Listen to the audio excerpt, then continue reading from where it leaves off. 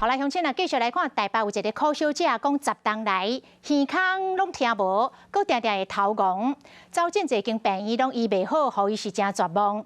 尾要到台中海线一间病院看诊，才查出来，原来是耳孔内底一块叫做靛骨的耳骨引发着硬化症，经过手术治疗，总算是改善了，所以答应着男朋友的求婚，勇敢追求幸福。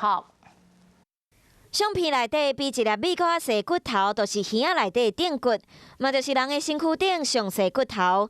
当初台北的苦小姐，都是因为靛骨的硬化症，造成伊10几年来有听力障碍，甚至个严重到爱领残障手册。好佳在后来去台中海线的病院看病，透过手术才解决问题。那靛骨硬化症，因为它慢慢硬化的时候会粘连到内耳的膜麋路，所以也会造成晕眩症。两个在临床上是不一样的。梅尼尔氏症产生的是感应性听力损失，是不可以手术的。他的听障、听损只能用助听器去改变。校方讲，因为靛骨硬化症引起的眩的镜头，常常互其他病院的医生认为是梅尼尔氏症。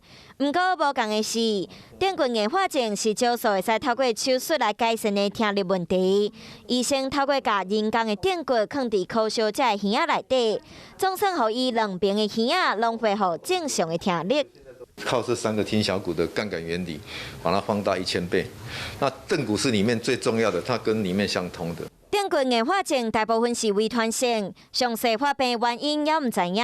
不过好佳在苦小姐甲听力治好了后，嘛答应交往真侪年的男朋友的求婚，勇敢追求人生的幸福。